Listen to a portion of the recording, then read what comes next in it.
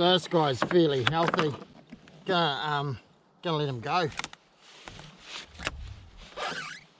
Fishing. The fishing report for Coromandel this month. We'll just let this guy go. There he goes, and he's gone straight away. Woo! Alright. So hey there. It's Rob Ford here from Coromandel Kayak and Fishing. And this is our first report for we've started up this new YouTube channel, and we're basically going to be doing reports, fishing reports, which cover everything from gear to techniques, what's happening on the fishing front around Coromandel, and I also go to other places too, so I'll give a bit of a report on that as well. But to start with today's report, I'm up the top end of Coromandel, and at this time of the year, you know, we're in winter. It's a good time to be up around this coastline, and I've had some good success up here today and using the jigs. The other thing you can do is like mix up your fishing a little bit. I've been fishing with jigs, but I've also been fishing soft baits in the shallows, and there's quite a few good fish right up in the shallows also. So don't be scared to sort of mix up your day a bit and do different things. I'm out a bit deeper now, sort of from 20 to 25 meters of water. And, you know, and when I sort of hit that deeper water, I start to use these jigs and do a bit of micro and slow pitch jigging, and it works really well for me. Other places that you can fish as well as the top end up here, all along the coast on this top end up to Granite Wharf sort of area and further south. But the fish, you know, the season's been amazing so far. We've had some awesome numbers of snappers here still. So even, you know, going further down the coast towards Wilson's Bay and Kirita, it's been quite good off there, especially out at the mussel farms. Everybody's been using those farms out there as a good way to get a regular feed. And yeah, I mean, I don't generally fish mussel farms, but if you're into that, then that's a really good option.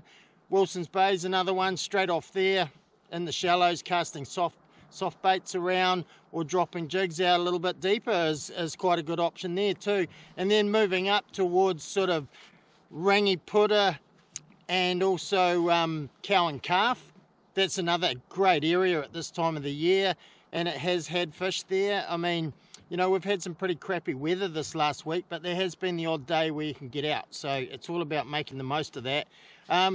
Moving north from there as well, from the Cow and Calf, you know, the drop off there is a really good one to look for fish, but also around the Calf, you know, that's quite a good little location for casting softies at this time of the year, and especially between the Cow and the Calf, doing drifts along there can be very, very productive. And as well as the inside of the Cow, there's a nice bit of a deep hole, and right up in the shallows up to the reef, and that you can cast softies there and drift them out and into the deeper water, and yeah, you'll do pretty well with that too.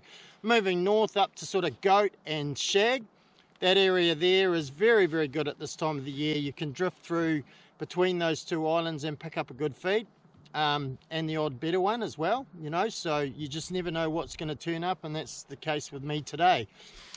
Moving north from there, the Happy Jacks is another good one at this time of the year. You know, it's further out, but you know, going back from there, also the Hautapu Channel, there's been a few barges in there. You'll quite often get them working and doing a bit of maintenance in there. If you're into the mussel farms, then that's a great place to also go and have a little look and check out, you know, what's around those barges. They attract the fish, and you never know. So moving north back up the Happy Jacks, another great option. I mean, snapper fishing's at this time of the year, but you know, if you want to put a livey out, you might get the odd kingy that comes through. So coming back up to here and moving around to the other side, you know, the other side's been fishing quite well for snapper too, but also there's different species over there. You might find a patch of terraki coming through. You know, use your sounder and fish that sign. Sometimes the fish can be a little bit scattered and hard to get, but what happens is if you see those on the sounder, you know, try and drop something down on them like a jig or a soft bait or whatever. I'm not really a bait fisherman. For those guys who want to know about bait, then this doesn't really cover it, but it does tell you where the fish are. So if you want to use bait, cool, but you know, we're predominantly lure fishermen in the store. So, you know, the East Coast is quite a good option as well, especially, you know, looking at the weather. You know, we haven't got a great weather forecast this weekend. Today's great, you know, variable 5 knots. It's calm as. We had a little bit of a blow come through before. Some good weather channels to check out that will help you with Coromandel is Swellmap, swellmap.com I think it is, and windy.com. Both of them, I sort of use them together. They quite often can give mixed forecasts, both of them, but looking at them in conjunction together, it can give you a good option. So that's a good place to look. So, you know, the good thing about Coromandel is there's lots of sheltered areas, so you can fish in close and stay out of the wind and still catch good feed, and it's possible down both coasts. So yeah, that's it for me. Just one little thing before I go, you know, about the shop. You know, if you want more intel and more info, come into our store. We've got a marine chart there. I'll show you on the chart. You know, we're going to do these reports every couple of weeks now, so subscribe to our YouTube channel and for these regular updates, and also follow us on Facebook and that sort of thing. But also, here's a little word from our shop this week.